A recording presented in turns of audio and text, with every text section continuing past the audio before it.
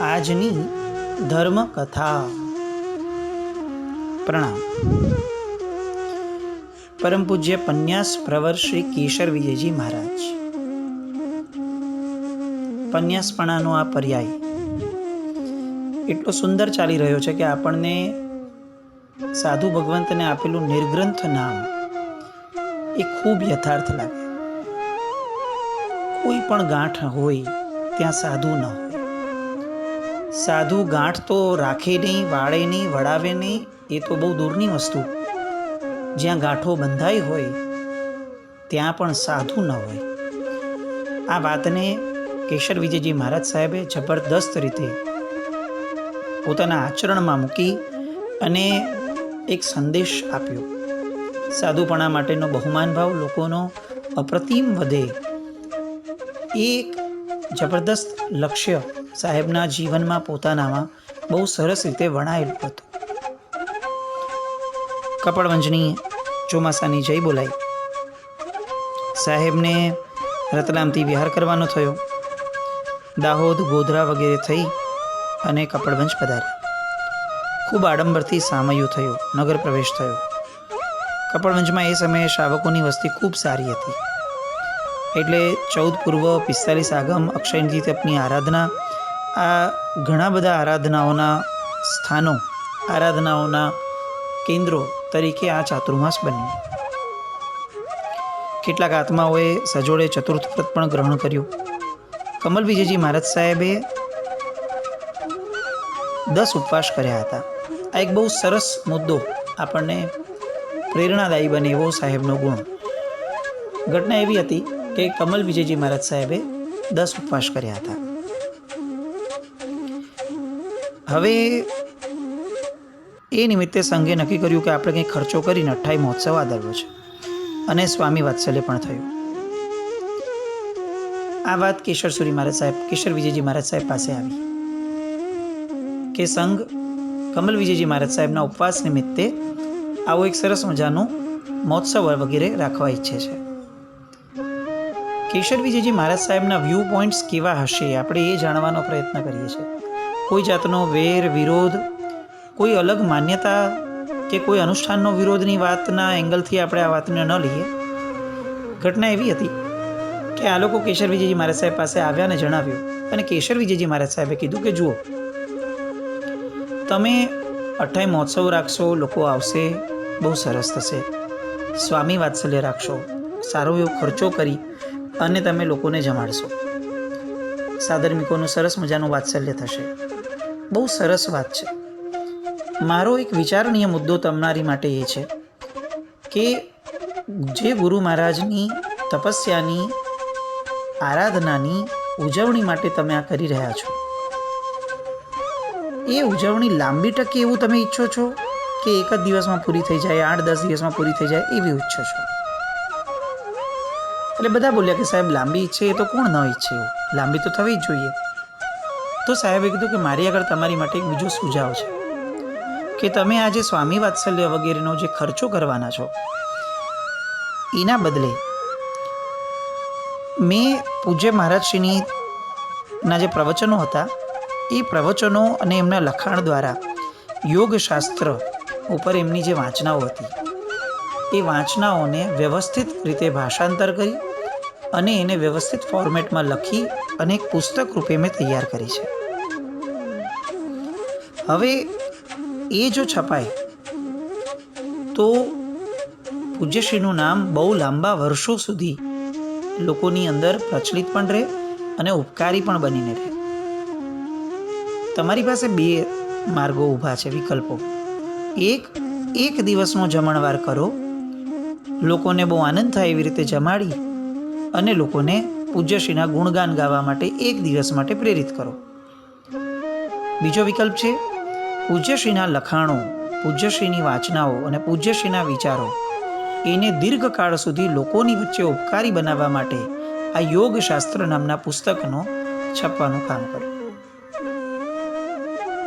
સંઘના અગ્રણીઓને થોડો વિચાર કરવાનો મન થયો, ભાવ થયો, બધાની વચ્ચે વિચારણાઓ થઈ। સાહેબના વ્યૂ પોઈન્ટ લોકોને બહુ મગજમાં બેઠા કંઈક નવું હતું, ચોક્કસપણે રૂટીન કરતાં અલગ હતું. એમાં ના નહીં, કારણ કે સ્વામી વાત્સલ્યની પરંપરા હતી, પણ એટ ધ સેમ ટાઈમ સાહેબનો જે આશય હતો એ બહુ સ્પષ્ટ હતો. અને એટલે બધાએ ભેગા મળીને નિર્ણય કર્યો કે સાહેબની વાત તદ્દન યથાર્થ છે. આપણે આ સ્વામી વાત્સલ્યને તાત્પૂરતું હમણાં આ પ્રસંગમાં ન લેતા આપણે પૂજ્યશ્રીના પુસ્તકને છપાવવાના કામમાં આગળ વધીએ. અને યોગશાસ્ત્રનું એ સમયે છાપવાનું કામ થયું. એ જ રકમમાંથી જે રકમમાંથી સ્વામી વાત્સલ્ય થવાનું હતું. અને સંઘના અગ્રેસરોને આ યોગશાસ્ત્ર પુસ્તકના વિમોચન પછીથી, વાંચન પછીથી એ સમજાયું કે જમણવારથી થતી ક્ષણિક તૃપ્તિ એના કરતાં જ્ઞાનરૂપી અમૃતથી થતી તૃપ્તિ એ બહુ વિશેષ ટકે છે અને દીર્ઘ સમય સુધી ટકે છે. કેશર વિજયજી મહારાજ સાહેબના જીવનની અલગ અલગ ધારાઓ આપણે એમના આવા નાના નાના પ્રસંગોથી જાણી શકીએ કે કેટલો બોલ્ડ અપ્રોચ હશે અને કેટલું out of the box thinking, અને એની માટે કરેજ. કોઈને જણાવવામાં પાછો એવો વિચાર પણ નહીં કે આ એને કેવું લાગશે, કારણ કે પોતાની સ્પષ્ટતા એટલી બધી ક્લિયર હતી કે એ સામાન્ય પણ કન્વિન્સ કરી શકે એવી એમની સરસ મજાની ધારાઓ એમના જીવનમાં ચાલતી હશે. સાહેબનો ત્યાં ચાતુર્માસ થયું. ત્યાર પછીથી વડોદરા આવવાનું થયું. વડોદરામાં મોહન વિજયજી મહારાજ સાહેબનું ચાતુર્માસ હતું. ત્યાં ઉપધ્યાન થયા હતા. અને ત્યાં કોઠીપોળની અંદર દાદાગુરુ મૂલચંદજી મહારાજ, મુક્તિ વિજયજી મહારાજ, આ બધાનો ખૂબ ઉપકાર એ સંઘ ઉપર હોવાના કારણે કોઠીપોળની અંદર એમની પ્રતિમા ભરાવવાનું નક્કી થયું. આ વાત પૂજ્ય ગુરુ ભગવંતોને મળી એટલે તાત્કાલિક એમણે ચાતુર્માસ પછીથી કપડવંશથી વડોદરા આવવાનું નક્કી કર્યું. વડોદરાની અંદર પણ એક સરસ મજાની ઘટના બની જે આપણી માટે પણ ખૂબ ઉપયોગી બની શકે, એમાં આજના કાળમાં તો વિશેષ ઉપયોગી બની શકે એવી આ સરસ મજાની ઘટના.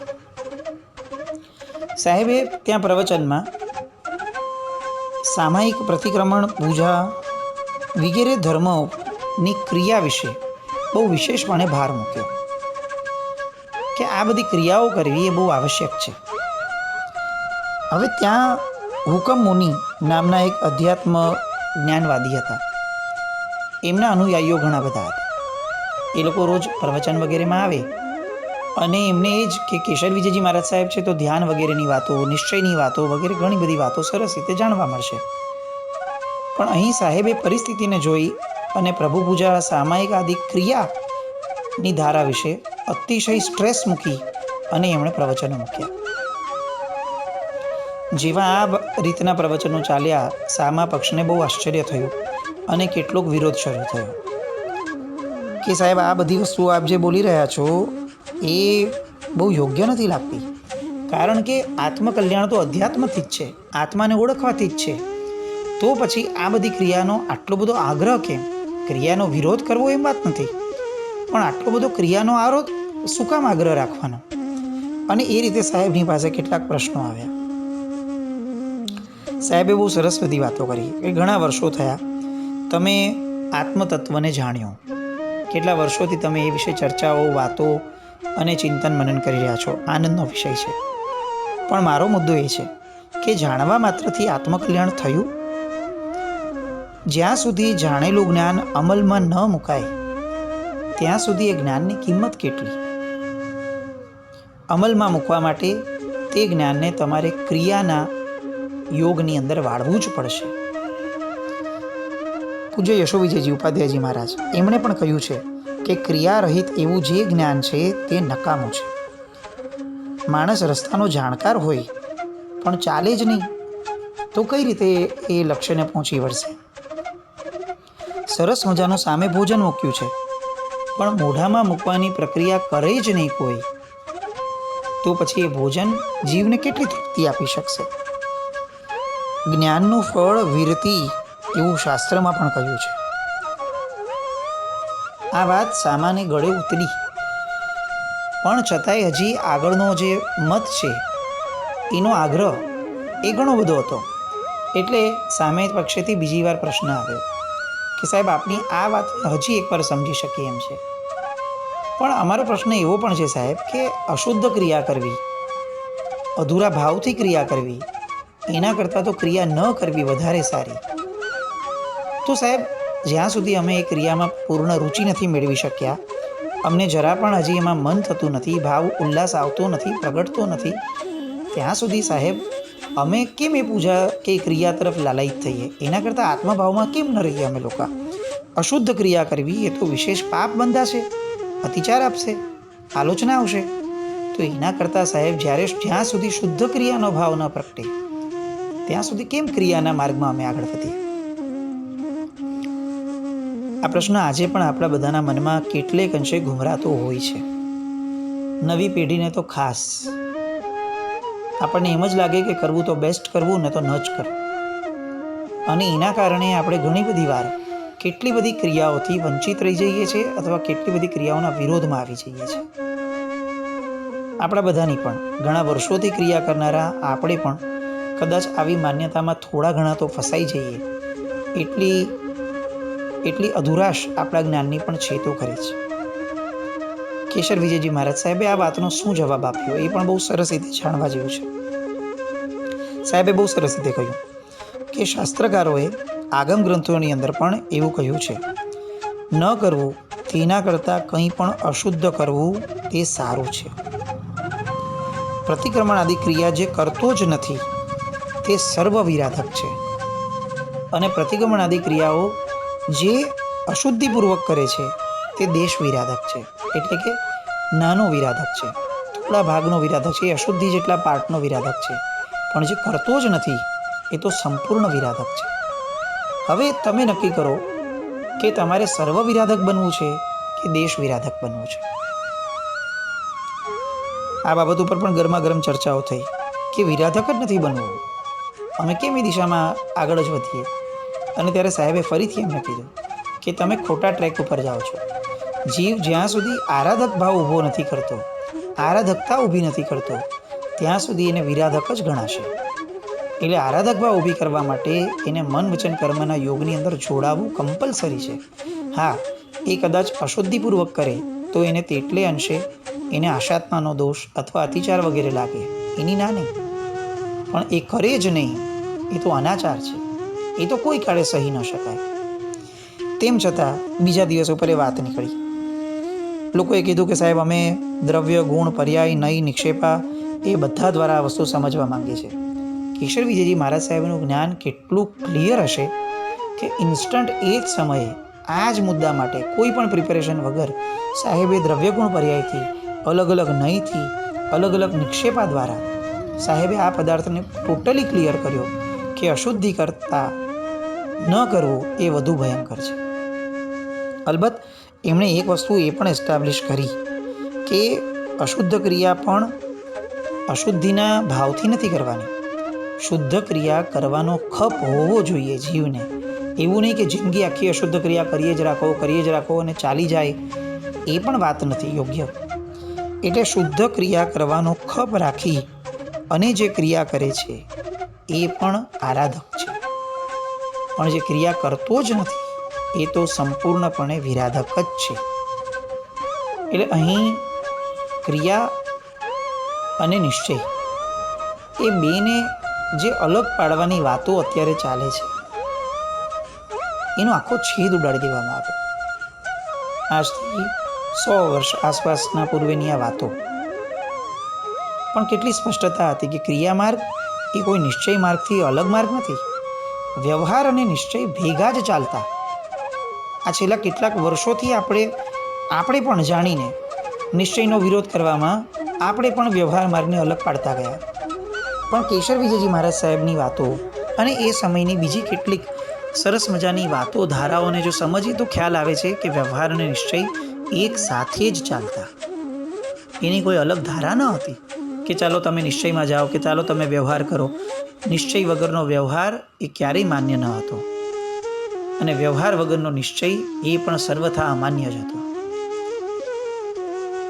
સાહેબે બહુ સરસ રીતે આ વાતો મૂકી. જેટલા પણ પ્રતિવાદીઓ હતા આ બધાએ સાહેબની બધી વાતોને બહુ જ પ્રેમપૂર્વક મસ્તકે ધારી અને કબૂલ કરી. ત્યારબાદ સાહેબ ચુણેલ વગેરેથી આગળ વધી અને કમાટી બાગમાં પધાર્યા. 3 સરસ મજાના ગાયકવાડ સરકાર પાસેથી આવેલા હાથીઓથી સાહેબનું ત્યાં કમાટી બાગની અંદર સ્વાગત કરવામાં આવ્યું, સામયું કરવામાં આવ્યું. અહીં લગભગ 20 સાધુ ભગવંતો ભેગા થયા હતા. ગુરુ મહારાજ શ્રી કમલ વિજયજી મહારાજ, પન્યા શ્રી કેશર વિજયજી મહારાજ, ભાવ વિજયજી મહારાજ, રંગ વિજયજી મહારાજ, લાભ વિજયજી મહારાજ, વિનય વિજયજી મહારાજ, દેવ વિજયજી મહારાજ, મોહન વિજયજી મહારાજ, મોતી વિજયજી મહારાજ, દર્શન વિજયજી મહારાજ, ચારિત્ર વિજયજી મહારાજ, પ્રતાપ વિજયજી મહારાજ, રમણીક વિજયજી મહારાજ, ન્યાય વિજયજી મહારાજ આદિ 20 ઠાણાઓ અત્રે બિરાજમાન હતા. આમાંના ઘણા નામ એવા હતા કે જે નામોએ આપણને ગજબનાક સાહિત્ય આપ્યું છે. એસ્પેશિયલી જે પાછળથી નામ આવ્યા, દર્શન વિજયજી, ચારિત્ર વિજયજી, ન્યાય વિજયજી મહારાજ, આ ત્રણેય મહાપુરુષોએ જૈન પરંપરાનો ઇતિહાસ આ નામનું પુસ્તક આપણા સુધી પહોંચાડ્યું છે.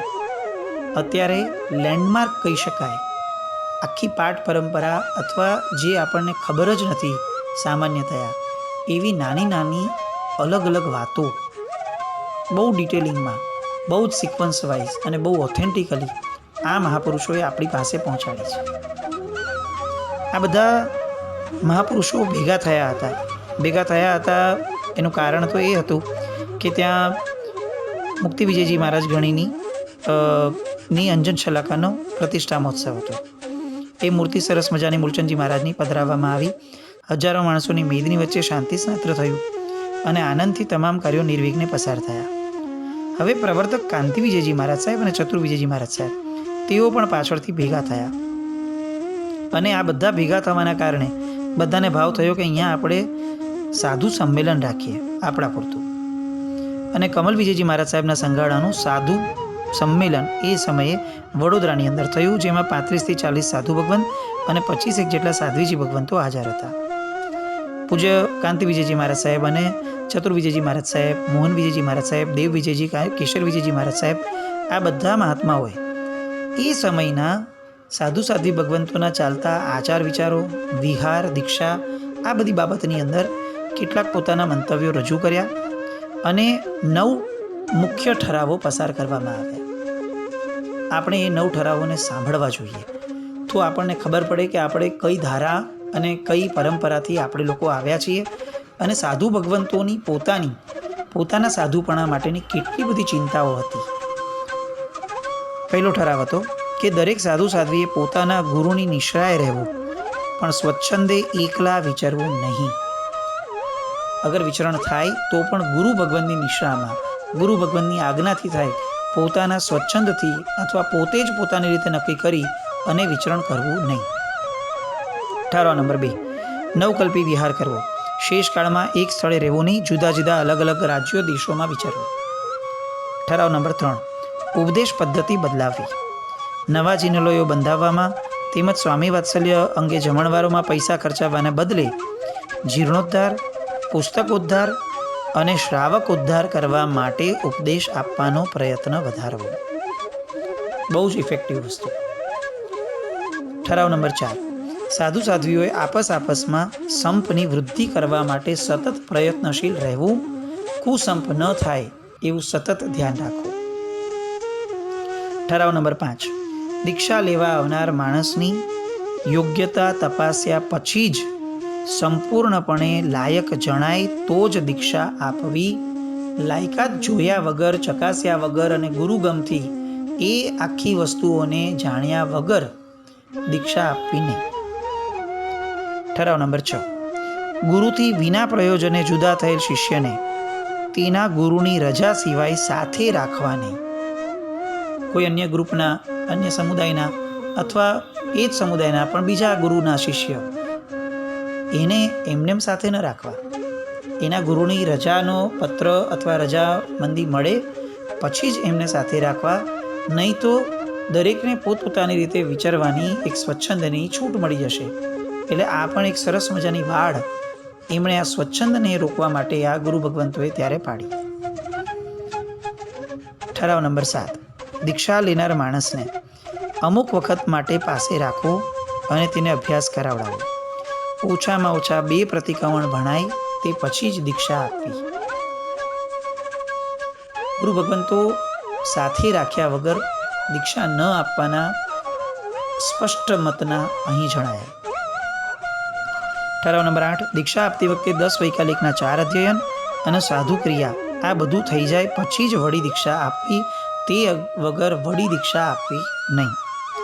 અને ઠરાવ નંબર 9, દીક્ષા આપતી વખતે તેના વાલી અથવા વારસદારની સંમતિ મેળવીને પછી દીક્ષા આપવી, એમને એમ દીક્ષા આપવી નહીં. અને કદાચ આવો પ્રસંગ બને તો વડીલોને પૂછ્યા વગર આગળ વધવું નહીં.